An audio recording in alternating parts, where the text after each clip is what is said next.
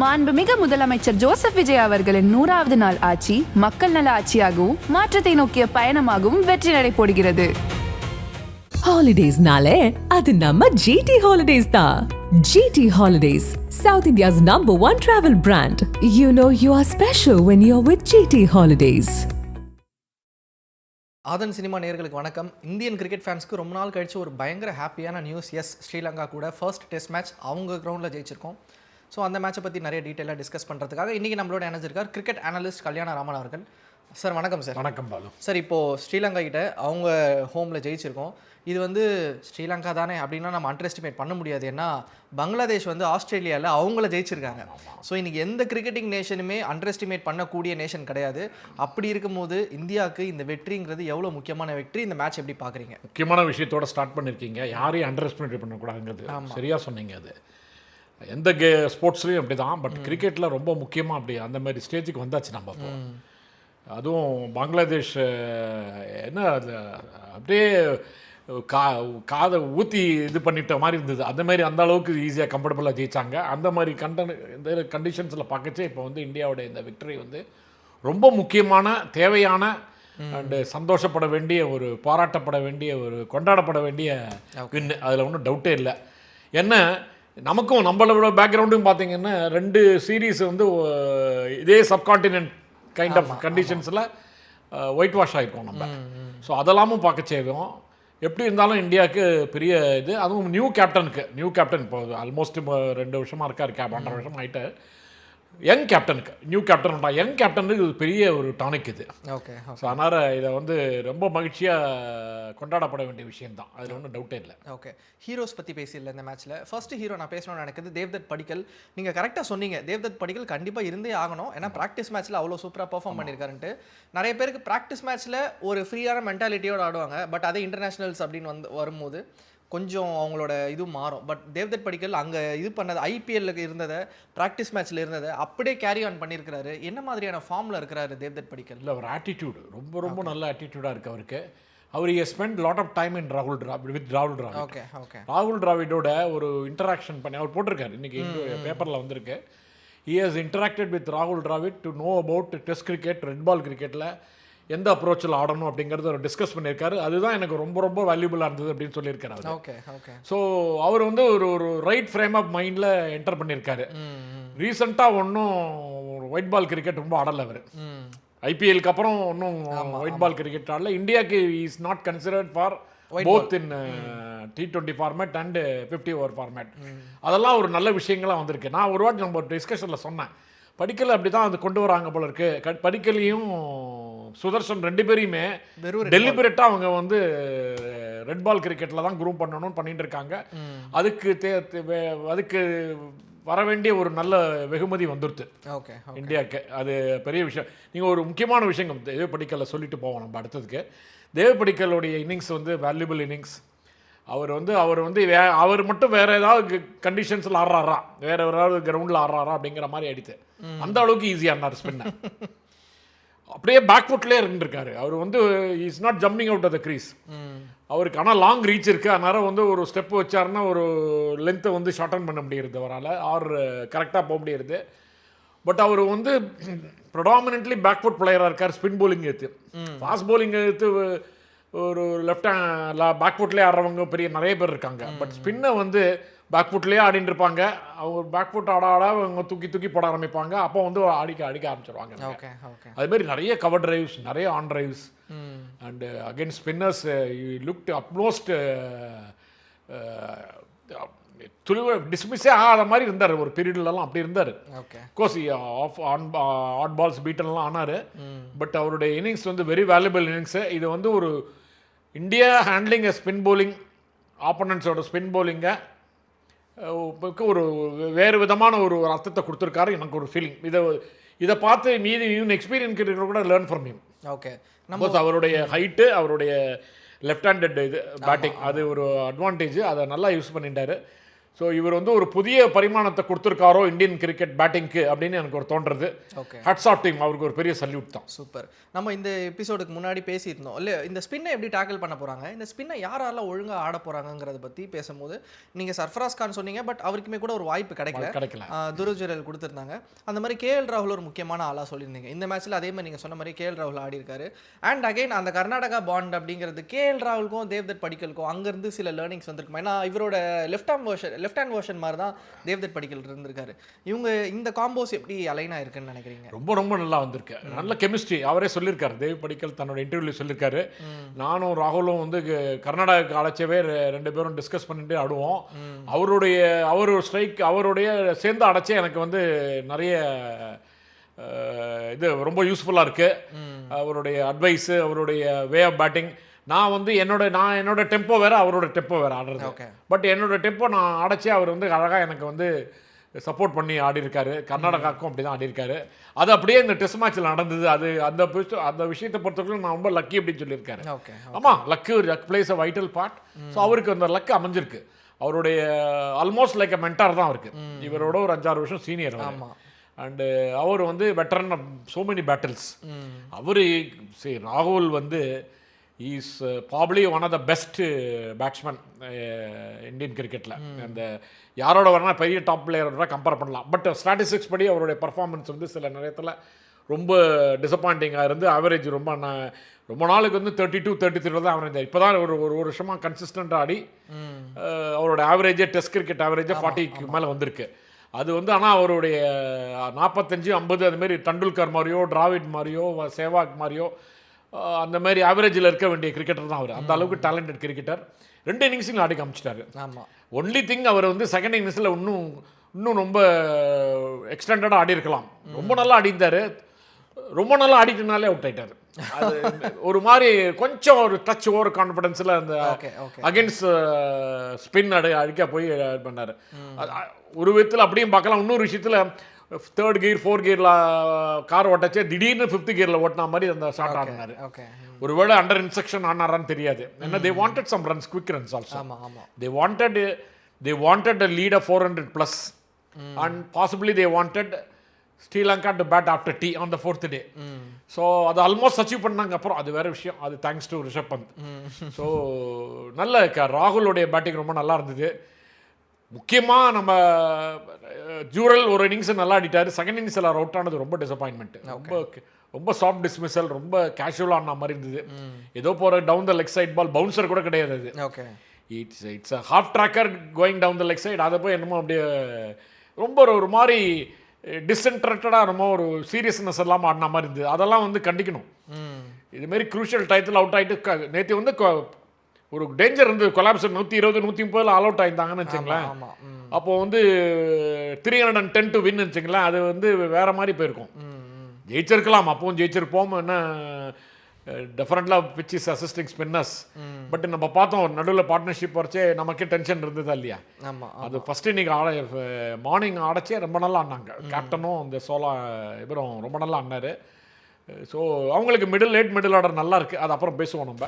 But ராகுலுக்கு பெரிய நல்ல கான்ட்ரிபியூஷன். அவர் அடுத்த good contribution from Rishabh Pant. First இன்னிங்ஸ்லேயும் நல்லா ஆடினார் 39. செகண்ட் இன்னிங்ஸ் ஒரு 6-6 வந்து very very very valuable innings. இந்த பாக்ஸ் ஆஃபீஸ்னு சொல்லுவாங்க. ரிஷப் பந்த் ஆட வந்தாலே வந்து எல்லாரும் சொல்கிறாங்க ரிஷப் பந்த் காமெண்டேட்டரே ரிஷப் பந்த் வந்தாலே கிரிக்கெட் இதுவே டிஃப்ரெண்ட்டாக இருக்குது.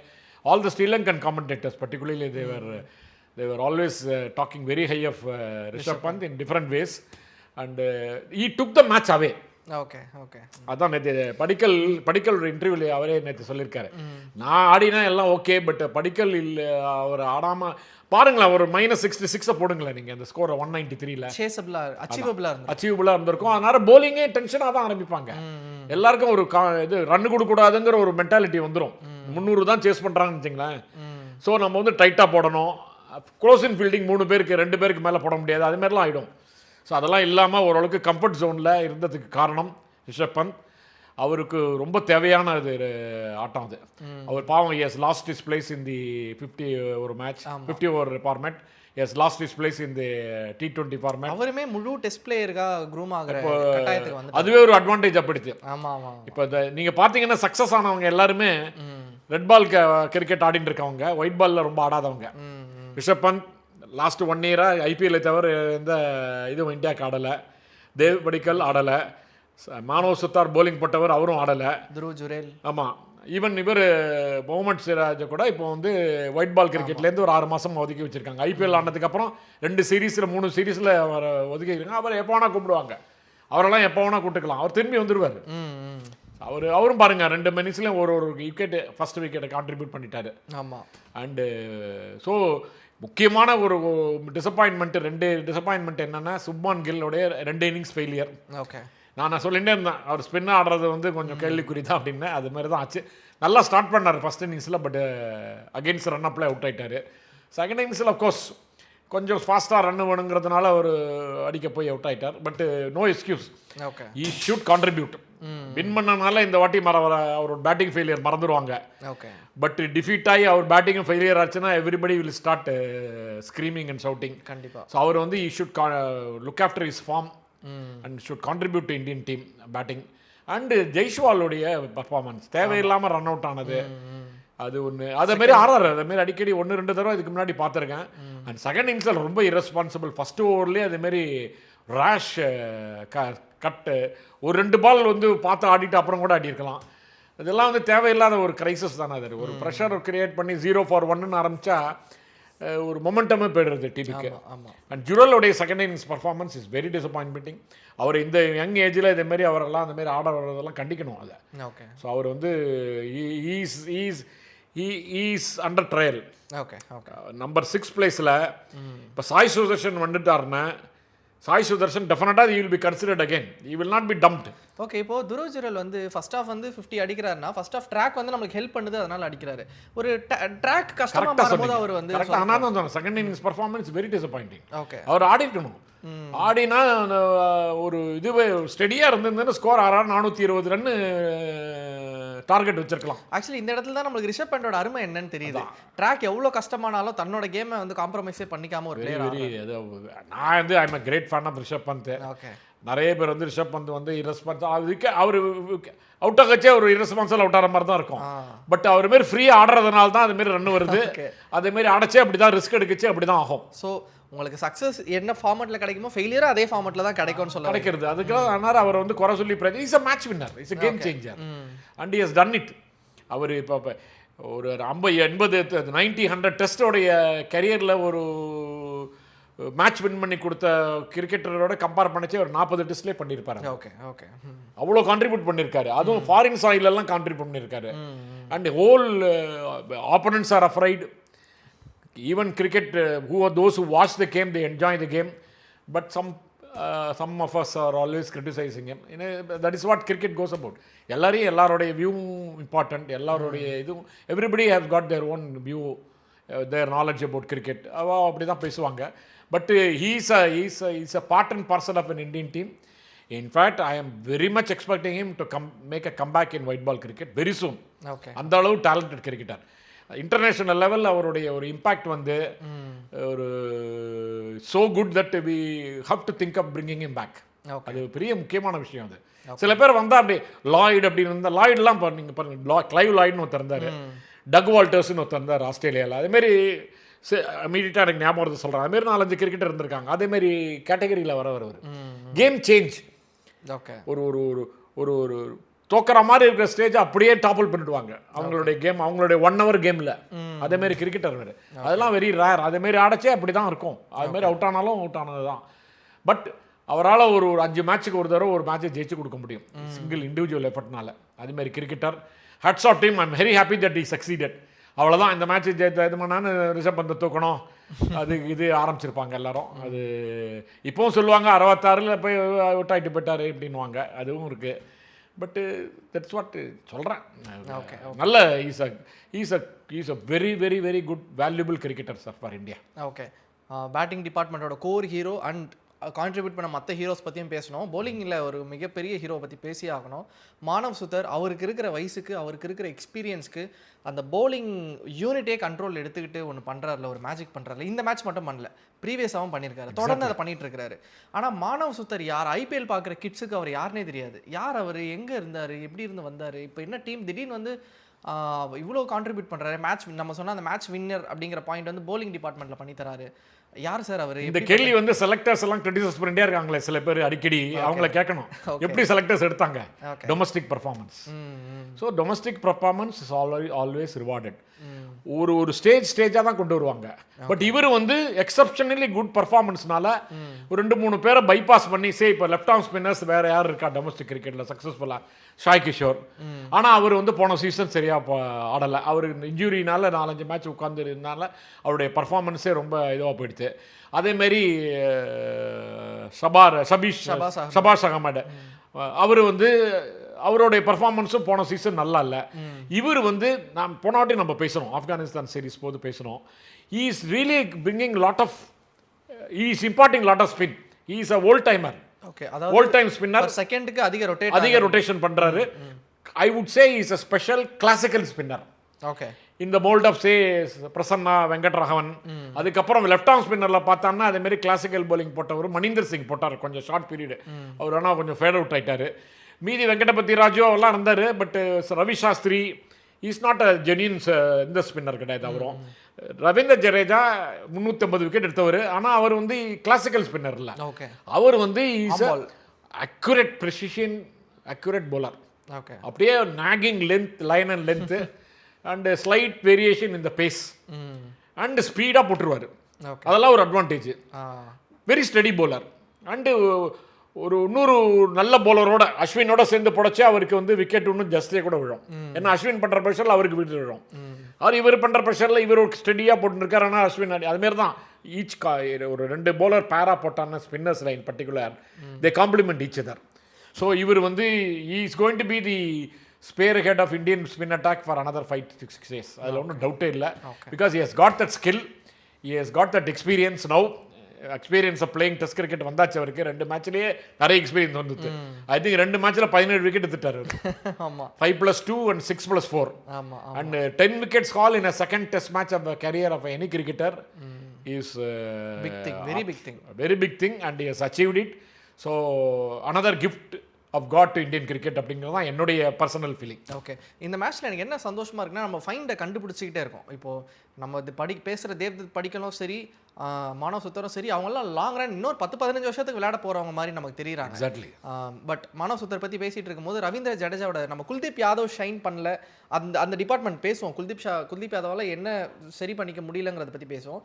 ரவீந்திர ஜடேஜா அவருமே நங்கூர மாதிரி வந்து 3+1 இருந்தாங்க, 4 விக்கெட்டு, பேட்லேருந்து கொஞ்சம் ரன்ஸு, நான் இன்னும் இந்த டீமில் இருக்கேன் அப்படிங்கிறத காமிச்சிட்டே இருக்கிறாரு. எப்படி பார்க்குறீங்க? அவருக்கும் கொடுத்த ரெஸ்ட்னால ரொம்ப பயன் அடைஞ்சிட்டாங்க இந்தியான்னு எனக்கு தோணுது. நம்ம பேசியிருந்தோம் ஒயிட் பால் கிரிக்கெட் 6 மாசமா 1 வருஷமா ஆடாதவங்கெல்லாம் வந்து பர்ஃபார்ம் பண்ணியிருக்காங்கன்னு அவரை பற்றி பேசலாம். இது வந்தாச்சு.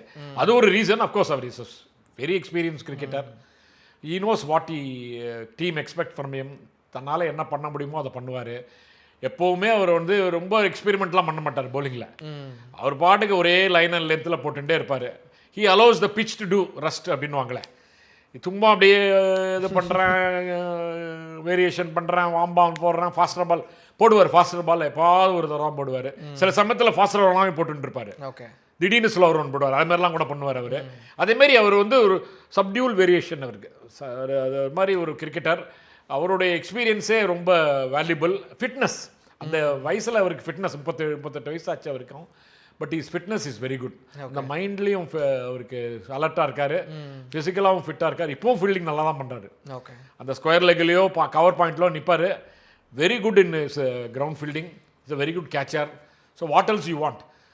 Let us hope that he continues to keep himself fit and play for 1 or 2 years more. கூட்டிகிட்டு வருவாங்களா ஒன் டேக்கு டவுட்டு தான் எனக்கு. ஏன்னா அக்ஷர் பட்டேல் கொஞ்சம் பர்ஃபார்ம் பண்ணிட்டு இருக்காரு. பட் அக்ஷர் பட்டேலும் இவருக்கும் தான் காம்படிஷன் நினைக்கிறேன். ஓகே, அது தவிர வந்து சவுத் ஆஃப்ரிக்காவில் ஆடுறதுனால வேர்ல்ட் கப்பு அவங்க வந்து கிரிக்கெட் 3 ஸ்பின்னர் எடுத்துகிட்டு போவாங்களானே டவுட்டு. 2 ஸ்பின்னர் அதில் ஒரு ஆல்ரவுண்டர் அப்படின்னு ஒரே ஒரு ஃபுல் டைம் ஸ்பின்னராக ஸோ இருப்பாங்க. அக்ஷர் பட்டேல் லாக் ஆகிறார் வேர்ல்ட் கப். என்னை பொறுத்தவரைக்கும் இப்போ போகிற போக்க பார்த்தா மானவ் சுத்தாரே வருவாங்க. okay. ஏன்னா ஈஸ் விக்கெட் டேக்கரா ப்ரூவ் பண்ணிட்டாரு. ஆனால் Manav Suthar will give a comedy. ஆனால் பேட்டிங் ஆடுறாரு. ஓகே ஆமாம். அந்த ஐபிஎல் ஓரளவுக்கு ஆடி glimpses of is white ball cricket was seen last season in Gujarat டைட்டன்ஸில். அதில் தானே அவர் இவரே ஸ்கோர்ஸ் ஓவர்டேக் பண்ணிட்டாரு சாய் கிஷோரை. ஆமாம் ஆமாம். அதனால் அவருக்கு ஒரு சான்ஸ் இருக்குது. அதனால் இது இட்ஸ் டூ ஏர்லி தான். வேர்ல்ட் கப் இன்னும் ஒரு வருஷம் இருக்குது. டூ ஏர்லி டு கமிட் த யார் வருவா யார் ஒரு 10 பேர் 12 பிளேயர் ஈஸியாக மார்க் பண்ணிடலாம். பட் ஒரு 3-4 பிளேசஸ்க்கு சிவியர் காம்படிஷன். அண்டு ஸோ அதில் ஒன்று ரவீந்தர் ஜடேஜா, அக்ஷர் பட்டேல், வேறு யாராவது இதுமாரி நியூ கமர் லைக் மானவ் சுத்தார் வரதுக்கு சான்ஸ் இருக்குது. ஏன்னா அவருக்கு பேட்டிங் எபிலிட்டி இருக்குது. அவர் ஐபிஎல்ல 6 அடித்தார் ஒரு மேட்ச். ஆமாம் நல்லா ஞாபகம் இருக்குது எனக்கு. ஓகே. ஸோ நான் அவரை ரொம்ப நாளாக பார்த்துட்டு இருக்கேன் சார். டொமஸ்டிக்கில் ரொம்ப நாளாக நான் 2 வருஷமாக பார்த்துட்டு இருக்கேன். I always thought that he has got the potential to play for India. Succeed ஆகிட்டாரு. அவருக்கு டெஃபினட்டாக ஸ்கில்ஸ் இருக்குது. He is going to be our spearhead of Indian spin bowling attack for at least another 5 years. அதில் இன்னும் திருப்பி repeat பண்ணுறதுல it's worth repeating. Okay super. சரி, இப்போது ஸ்பின் டிபார்ட்மெண்ட் பற்றி பேசிகிட்டு இருக்கோம். குல்தீப் யாதவ் ஏன் வந்து அவரால் ஷைன் பண்ண முடியலங்கிற ஒரு கொஸ்டின் ஒன்று இருக்குது. இப்போ இதில் என்ன ஒரு கேள்வியாக இருக்குன்னா, டெஸ்ட் கிரிக்கெட் பொறுத்த வரைக்கும் அந்த பிரேக் ஸ்பின்னர் ஆஃப் பிரேக் ஸ்பின்னரால் தான் ஷைன் பண்ணும். எய்தர் அவங்க ரைட்டில் போடணும் இல்லை லெஃப்ட்டில் போடணும். இந்த ரிஸ்ட் ஸ்பின்னர் அப்படிங்கிறவங்களால நம்ம அனில் கும்ப்ளே காலத்தில் ஓகே, பட் இன்றைக்கி இருக்கிற எரால இப்போ நீங்கள் ஆஸ்திரேலியா பார்த்தீங்கன்னா நேதன் லயன் தான் அங்கே போடுறாரு. ரிஸ்ட் ஸ்பின் பண்ணி டெஸ்ட் கிரிக்கெட்டில் ஷைன் ஆகிறது இன்றைக்கி காலத்தில் கஷ்டமாக இருக்கா? அதனால தான் குல்தீப் யாதவ்னால ஷைன் பண்ண முடியலையா? இல்லை அப்படி இல்லை. இப்போ குல்தீப் யாதவ் நீங்கள் சொல்கிறீங்க is a chinaman bowler. Wrist spinner is ரிஸ்ட்டில் வச்சு ஸ்பின் போடுறாரு. பட் அவர் வந்து is turning the ball from off to leg. இப்போ இவங்க ரவீந்தர் ஜடேஜாவும் மானவ் சுத்தாரும் they are turning the ball from leg to off. So ஏன்னா அவங்க லெஃப்ட் அது வந்து லெஃப்ட் ஆர்ம் லெக் ஸ்பின்னு சொல்ல மாட்டாங்க யாரும். லெஃப்ட் ஆர்ம் ஸ்பின்னர் ஏன்னா லெஃப்ட் ஆர்மோடைய நேச்சுரல் இது கொண்டு வர்றாரு அவங்க. இவர் வந்து ரிஸ்ட்ல வந்து ஆஃப் டு லெக் போடுறாரு. சைனாமேன், அதுக்கு பேர் தான் சைனாமேன் பேர். அதை டிஃபரன்ஸ் பண்றதுக்கோசரம் அப்படி பண்ணி வச்சிருக்காங்க. பட் ஆஃப் டு லெக் போடச்சே கூகுளி வந்து லெக் டு ஆஃப் வரணும். அதை வந்து இப்போ ஃப்ரீக்வெண்ட்டாக போட மாட்டேங்கிறார். இப்போ அவருக்கு கான்ஃபிடன்ஸ் இல்லைன்னு தோன்றது. அதுக்கு ஒரு ரீசன் ரெகுலர் கிரிக்கெட் ஆடாதனாலே இருக்கலாம். இன்டர்நேஷனல் லெவலில் அது ஒரு ரீசனாக இருக்கலாம். பட் என்னை பொறுத்த இருக்கலாம், என்னுடைய personal observation, he is too slow in the air. ஏரில் ரொம்ப ஸ்லோவாக போடுறாரு. அதனால் நிறைய பேர் அவரை வந்து ஜட்ஜ் பண்ணிடுறாங்க. ஈஸியாக வந்து அவரை வந்து ஜட்ஜ் பண்ணி அடிக்க ஆரம்பிச்சிடுறாங்க. நிறைய பேர் அவரை ப்ரெஷர் பண்ணுறாங்க. ஸோ அவர் வந்து ஐடியலி இப்போ இங்கே அவங்களுக்கு இப்போ ஆஃப் ஸ்பின்னர் போட்டால் நல்லா இருக்கும்னு சொன்னீங்களே லெஃப்ட் ஹேண்டருக்கு. இவர் வந்து ஆஃப் டு லெக் தான் டர்ன் பண்ணுறாரு. அதனால தான் வந்து ஈஸ் 3 லெஃப்ட் ஆர்ம் ஸ்பின்னரில் இவர் வந்து டிஃப்ரெண்ட்டு. ரிஸ்க் பண்ணனால இல்லை, ஆஃப் டு லெக் டர்ன் பண்ணுறதுனால. Okay okay. ஸோ ஆனால் அதுக்கு தகுந்த ஒரு ரிவார்டு கிடைக்கல அவருக்கு. பார்ப்போம், ஒரு கொஞ்ச நாள் கழிச்சு ஆடி இருக்காரு ஒரு டெஸ்ட் மேட்ச்சு. அவருக்கு டெஸ்ட் மேட்ச் சான்சஸே இல்லாமல் இருந்திருக்கு ரொம்ப நாளாக. எதுலேயுமே அவருக்கு எந்த ஃபார்மேட்லையுமே ஒரு கண்டினியூஸ் பிளே இருக்கலாம். ஆனால் ஸ்குவாடில் இருந்துகிட்டே இருக்காரு. அதுவே ஒரு சில பேர் கிரிக்கெட்டர்ஸ்க்கு ஒரு பெரிய இதுவாக இருக்கும். ரொம்ப அப்படியே ஃப்ரஸ்ட்ரேஷன் அது இருக்கிறதுக்கு சான்ஸ் இருக்குது. ஒருவேளை அடுத்த மேட்ச் ஆடுவாங்க 100%. அவர் தெரிஞ்சு சேம் டீம் தானே சார்? சேம் டீம் தான். வேற அன்லஸ் இன்ஜுரி ப்ராப்ளம் கம்ஸ். ஒருவேளை அடுத்த மேட்ச் ஒரு இப்போ பார்த்துருப்பாரு, சொல்லியிருப்பாங்க, கோச்சும் சொல்லியிருப்பாங்க, எல்லாரும் கவனிச்சிருப்பாங்க. இஸ் லிட்டில் டூ ஸ்லோ இந்த ஏரா, இல்லைன்னா வேறு ஏதாவது கூகுளி போடுறதுனால ப்ராப்ளம், கூகுளி போடாதனால ப்ராப்ளமா அப்படிங்கிறதுலாம் இருக்கும். So is capable of correcting. அவர் வந்து 10 வருஷமாக இன்டர்நேஷனல் கிரிக்கெட் ஆடின்னு இருக்கார். நம்பர் ஆஃப் டெஸ்ட் மேட்சஸ் கம்மி, அவ்வளோதான் ஆடி இருக்கார். ஓகே. அவ்வளோ வருஷத்துக்கு ஒரு சீரீஸ் 5 மேட்ச் ஆனால் அதில் ஒரு மேட்ச் ஆடுவார். இல்லை 3 மேட்ச்சில் வந்து 2 மேட்ச் ஆடிட்டு ஒரு மேட்சை தூக்கிடுவாங்க. பேட்டிங் ஸ்ட்ரென்தன் பண்ணணுன்னா அவர் தான் ஸ்கேப் போட்டு ஆல்ரவுண்டர் வேணும்னு. இவர் தானே இவனும் பேட்டிங் ஆட மாட்டேங்கிறார். அந்த மாதிரி ஒரு டிஸ்அட்வான்டேஜெலாம் இருக்குது. But I think is capable of correcting with is experience. அதனால் அவருக்கு இன்னொரு டெஸ்ட்டில் பார்க்கணும். பட் இன்னொரு டெஸ்ட்லேயும் அவர் பர்ஃபார்ம் பண்ணலன்னு அவர் வந்து நம்ம we have to seriously consider bringing somebody else. Washington Sundar வந்தால் இவர் இது ஆடிருப்பாங்களான்னு டவுட் தான். பேட்டிங் கிடைக்கிறதுல எக்ஸ்ட்ரா. அதனால Washington Sundar role is very important as an allrounder. Okay. So அதுவும் பெரிய ஃபாரின் சாயிலெல்லாம் ஒரு ஸ்பின்னர் எக்ஸ்பர்ட் ஸ்பின்னரை வச்சா 2 இது இருந்தாலும் ஆல்ரவுண்டர் தான் வேணும் ஸ்பின்னரில். அப்போ வந்து வாஷிங்டன் சுந்தர்லாம் அதனால தான் இவரால் ஆட முடியல நிறைய மேட்ச்சு.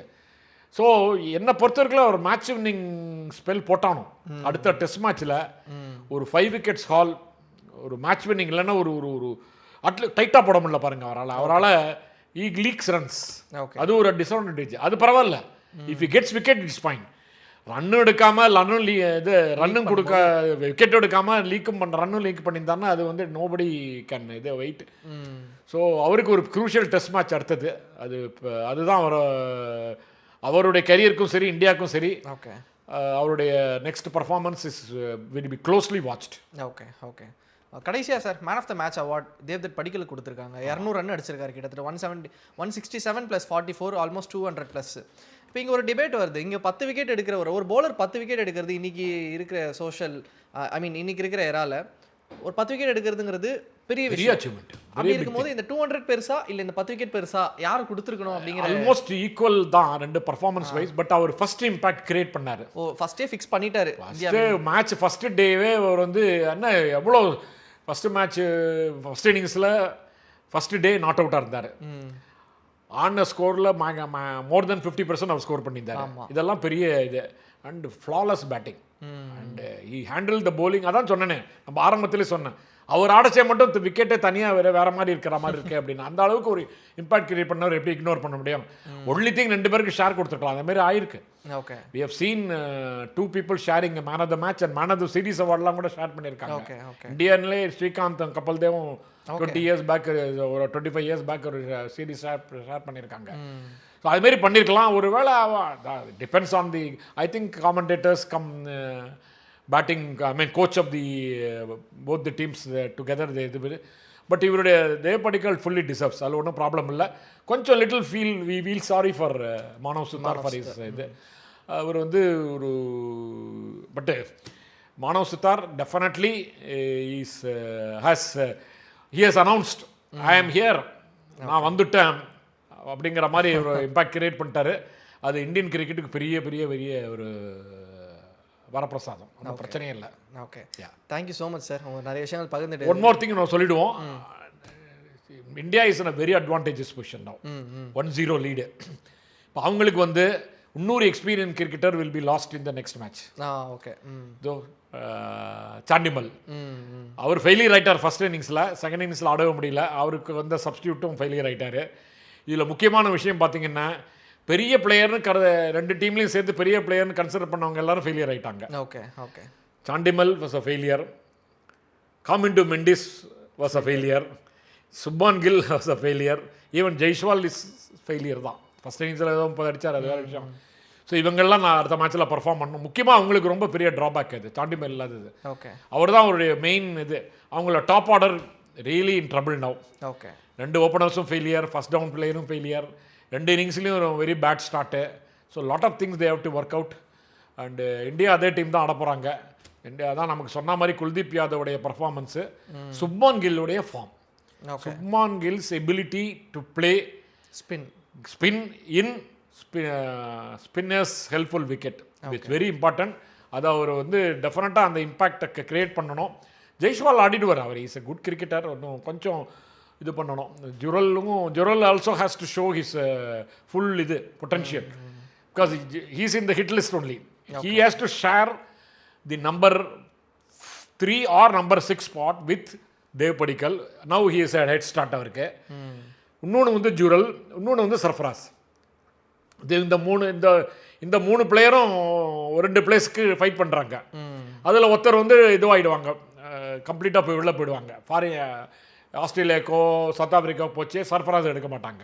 அவருடைய ability to play short bowling or fast bowling கிடையாது தெரியும்.